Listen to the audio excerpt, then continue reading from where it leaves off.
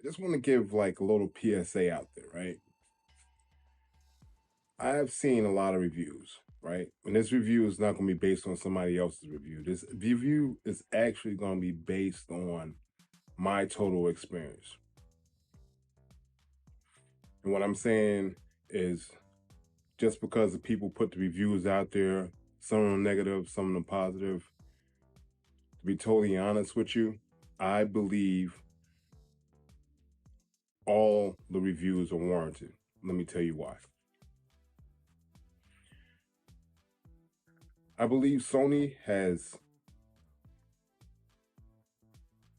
fixed a problem that no one had, but also created a problem that someone had.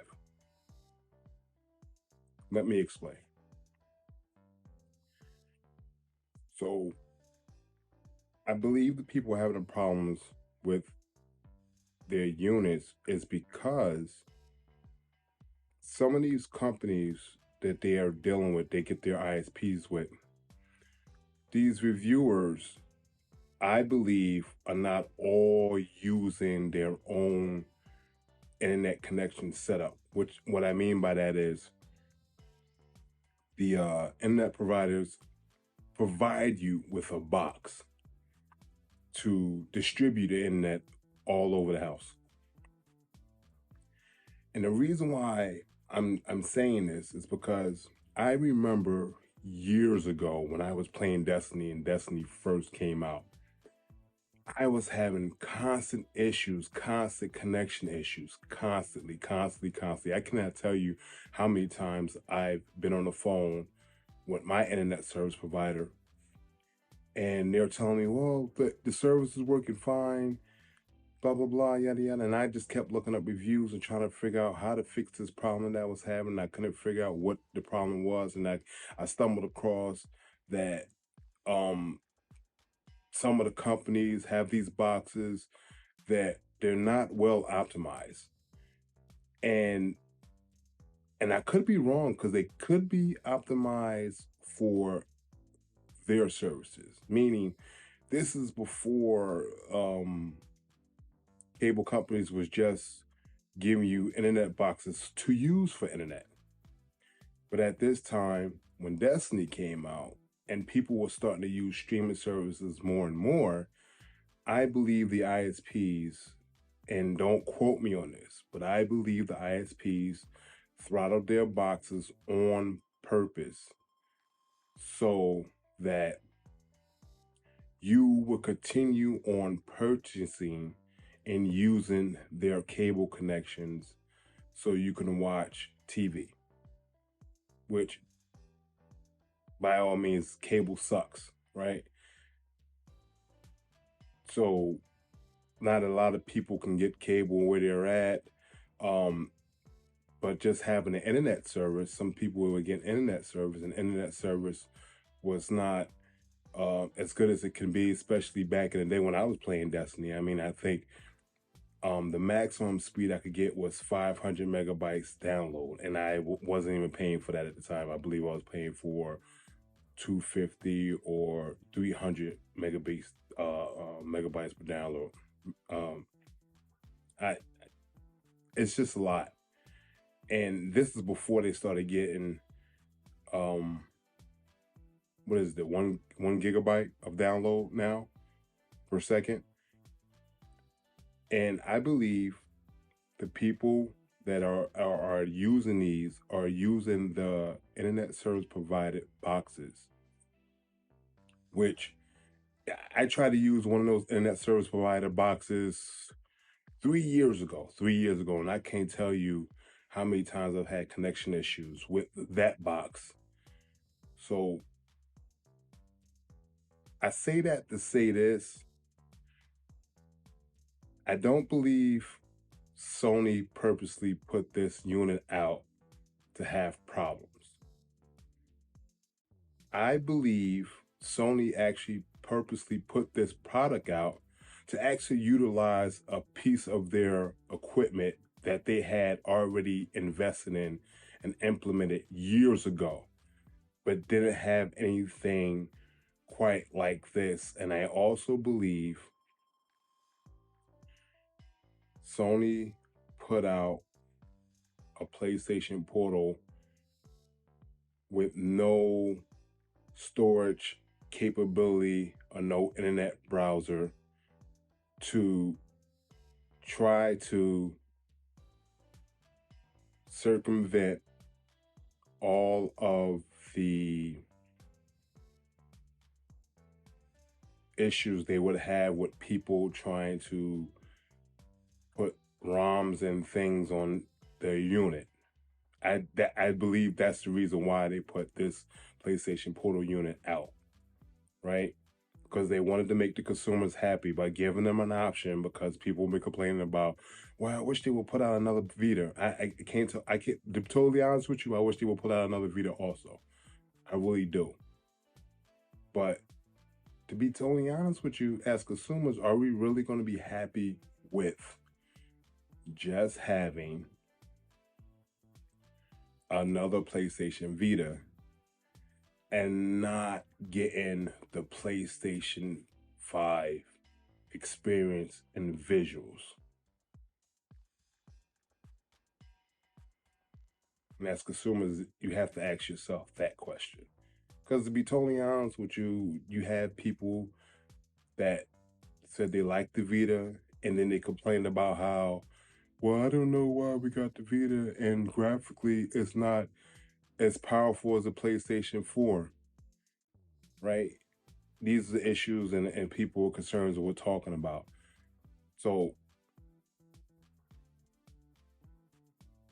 I believe that as consumers that we put this unit out, right? And Sony has to do something about it. And us as consumers have to take responsibility because they put the technology out there. The technology is there, right? I believe, I'm not sure, but I believe they put a Wi-Fi 6 chip in it. And if they did put a Wi-Fi 6 chip in it, Wi-Fi 6 has been out for 6 to 7 years. Some people still don't have Wi-Fi 6 routers. Whether they put it in themselves or whether they get it from the ISP. And even from the ISP, they offer Wi-Fi 6 routers. And like I said, 3 years ago, they offered me one. And I cannot tell you the stuttering and everything that I was getting from this Wi-Fi 6 router. Even hardwired. Had this unit hardwired and it was still having issues. And I called the ISP. They said, oh, it's running fine. There's no problem, so on and so forth. And I believe the companies are throttling the systems on purpose because they do not want you to use streaming services. Because if you're using the streaming services, they're really not getting the income they want to come in, right? This is the reason why internet service providers have gave you a terabyte of information that you can download, a gigabyte of information, I'm sorry, that you can download, but they charge you a lot more money to utilize that. So I just wanted to put that out there and just hopefully we can all come to a conclusion on what is the next step. Because I've had some issues with my unit, but from some of the reviews that I saw, I want to continue my conversation. And what I was talking about was the ISPs and the boxes they provide. So I have my own box that, like I said, I've had problems with this. The ISP, the box that the company provided for me years ago. I switched it years ago when I was playing Destiny. I have since then upgraded to a Wi-Fi 6 router. And when I switched my router before, prior to it, it was a NET-GEN router. And I know they have different routers out there right now, but I keep going back to NET-GEN because I actually really hadn't had any real problems with Netgear. Actually, Netgear, over the years, um, have been better for me because I'm able to go in there, change a few settings, and get stuff the way I would like to have it. And I have multiple devices streaming at the same time. The only problem I have with the 1 gigabyte per second download is because I have multiple devices streaming at the same time. Whenever I want to download a game, it depends on if I'm streaming something at that time or there's nothing going on. It's based on how long the game is going to take to install. That's basically it. So, with all that being said, I want to give you my thoughts on the PlayStation Portal, right? Okay, here's my thoughts. PlayStation Portal, I believe, is kind of a unique device, right? Because of the way it's designed, and Sony said that it could work at 15 megabytes download speed, right? I don't know how true that is because I really don't go anywhere. Basically, when I use it inside the house. It's just basically for, just to get away from it being in front of the TV, or if right before I go to sleep, I want to play like just a couple of more portions of a level or whatever the case may be. I think that's perfect for what it's designed to do. Um, but I did have my issues with it. When I first initially cut it on, it did look fuzzy to me, and I couldn't figure out why it looked fuzzy to me. And I don't know if maybe it was still downloading something in the background that I didn't realize it was still downloading, because the system didn't tell me it was still downloading whatever files and stuff it needed to continue on working, because I literally tried to play it after it said it was completed, but I really don't think it was completed. I still think it was downloading information in the background. Um, but after I played it for, I want to say about 10 to 15 minutes, it started to clear up, started to look okay. Um, I had a couple of stutters, and then didn't have anything else going on. So for what it did, it was great. I want to commend Sony on the design, because some people like it, some people complain about it. But to be totally honest with you, right, companies need to innovate more. You have certain companies, not Nintendo, they went on a limb and made a Nintendo Switch, right? Which people believe handhelds were dead. That's why Sony got out of the game, or whatever the case may be. If that's the reason why they got out of the game, I don't really know. Maybe the reason why they got out of the game is because the cost of making a video game for a different system that didn't have the same graphical qualities as the other system was not cost effective for them. That could have been one of the reasons. Maybe they had a quota to meet that they actually did not hit, and that's why they let it go. I really don't know. I can't. Right now it's just speculation. Um, I'm not gonna actually pretend to know either, but that's the only thing I can think of. Right? I believe that with COVID and everything else that was going on,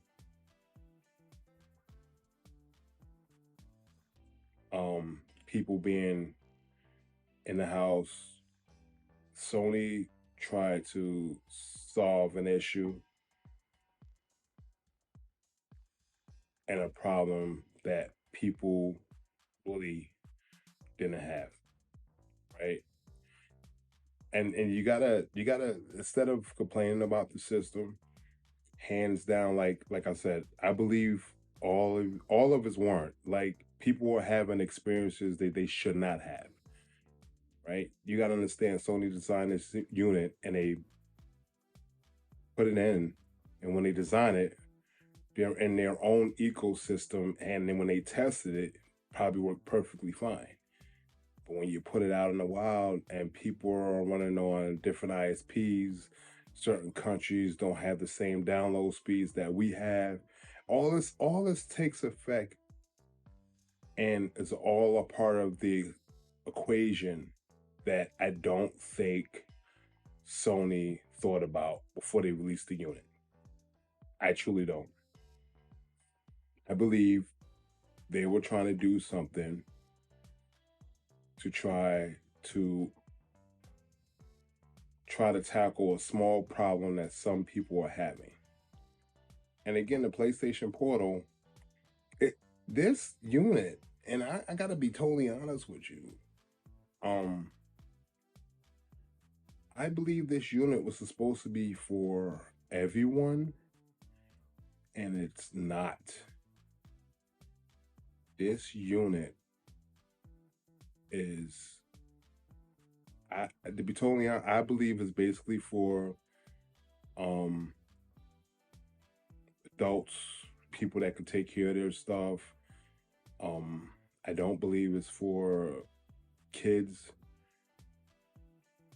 that like to throw things. Um, the way it's designed, I believe that the first time it falls, the screen is going to break. The unit is probably going to be unplayable because of the way they designed it. But again, because of innovation, I believe Sony took a design, right? And you got to commend them because they took a design and they said, hey, how can we make a portable unit and not lose the functionality of a dual sense controller?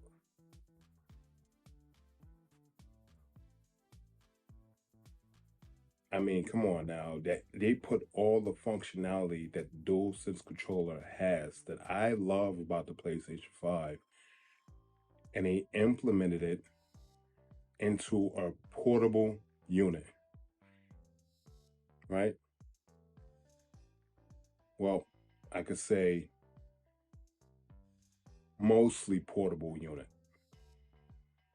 because other than you going out of your house with this unit, um,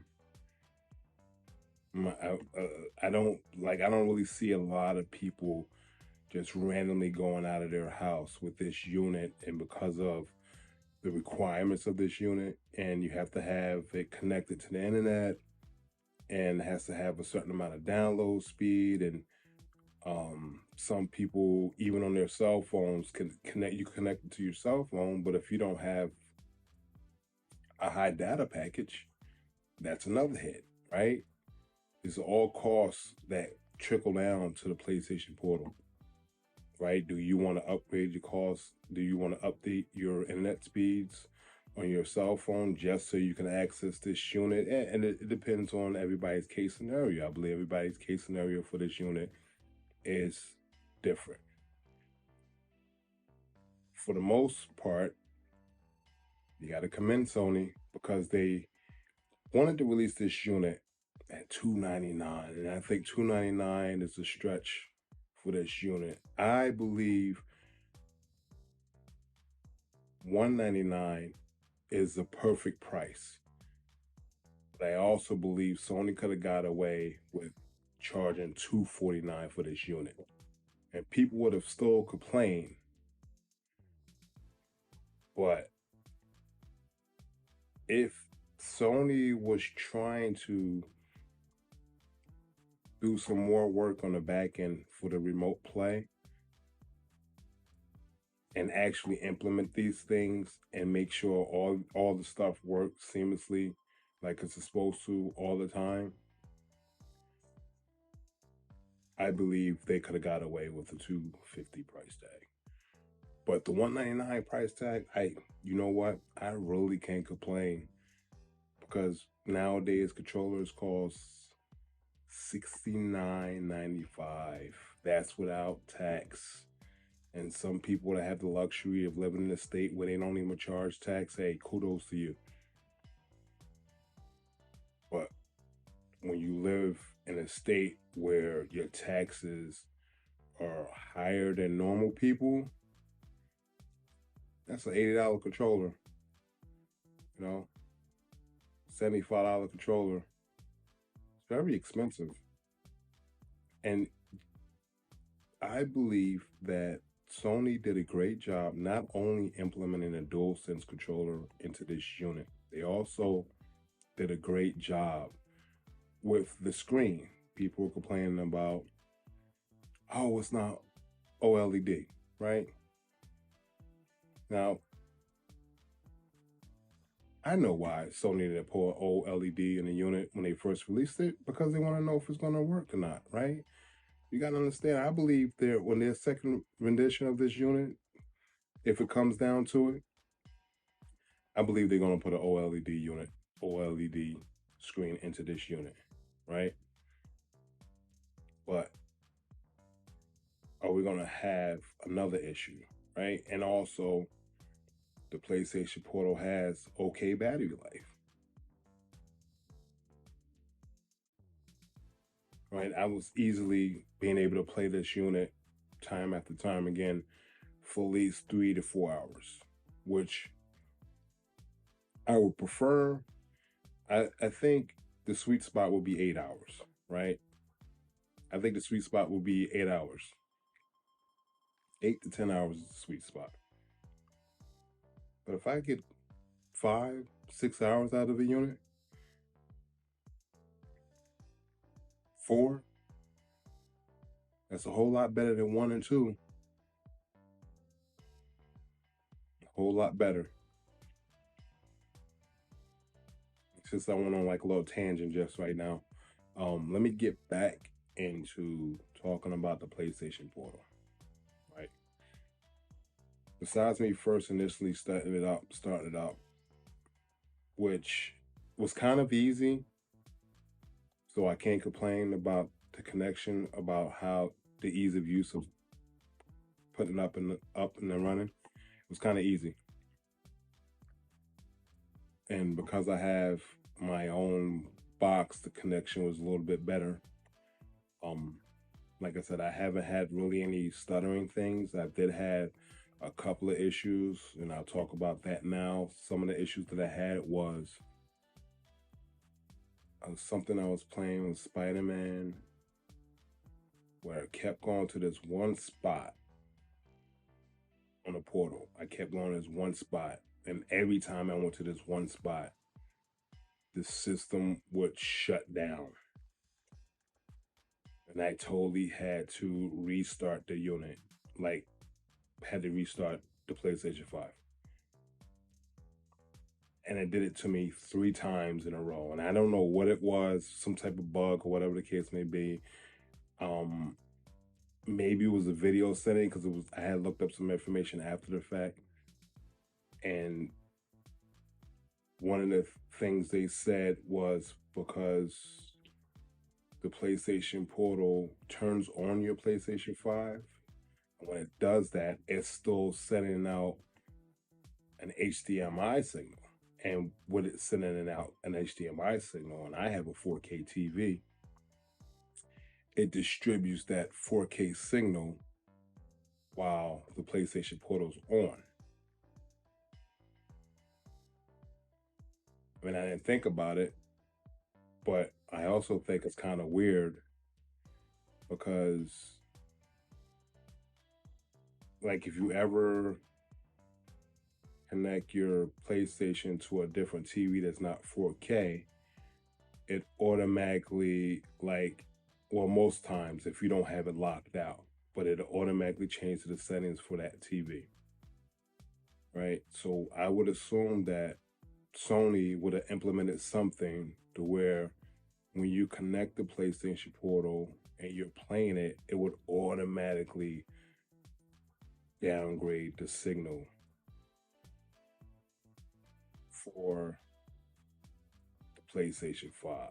But they might have did that for a reason, because people are still playing this PlayStation Portal and also stole video capturing from the PlayStation 5, because you can't hook anything to this unit. So I would assume the reason why they did that is on purpose. And there's all questions and stuff you have to think about, right? Why didn't they just make a system that just automatically downgrade the thing?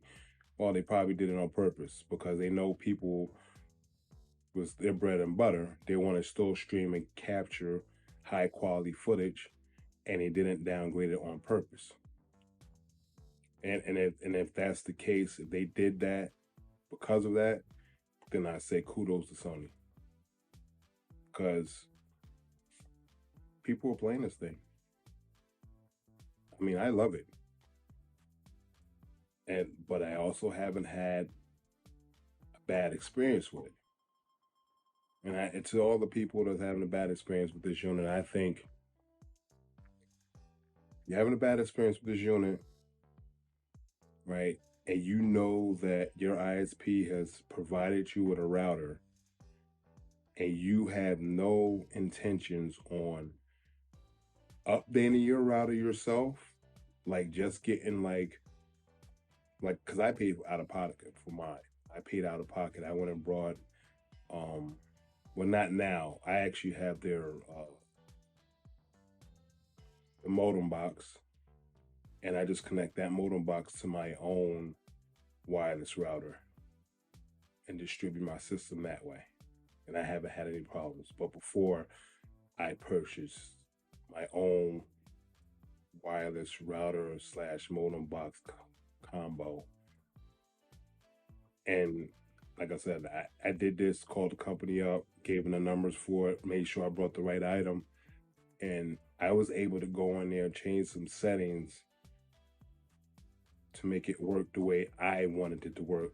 And since I was able to do that, I hadn't had any problems, like major problems. Like, always have a problem where it wouldn't sometimes load Netflix or whatever the case may be. That's once in a blue moon. It's not a everyday thing or a once a month thing. This is maybe a once every 2, 3, maybe 4 months at a time.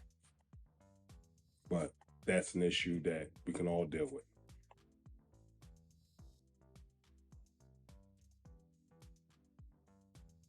So the PlayStation Portal experience, I've had a great experience with it. And like I said, you implemented a DualSense controller inside of this unit, right? And you also gave it a decent screen size, right? 8 inches screen size, I believe. 8 inches, I believe 8 inches is a sweet spot. All companies should implement an 8-inch standard screen size, right? I can deal with a 7.5, I believe 7.5, 7.4, I forget what the Nintendo Switch, what that ratio is. But I think going forward, it shouldn't be no smaller for portable handheld devices, should be no smaller than 7.4 inches screen display. People that's making 6-inch screen displays, I mean, some of that stuff is hard to read on those displays. There's some stuff I can't read on a PlayStation Portal that has an 8-inch screen. Now, are you supposed to be able to read that stuff? I mean, it could be because of my bad eyesight, but some of that stuff is illegible. But that's so I want to just give my insight on the PlayStation Portal, on my experiences, and I'm glad they made a decision to release a product like this, but it's not for everyone. So you need to go into this knowing there are certain requirements that you're going to have to meet to even get into this PlayStation Portal handheld.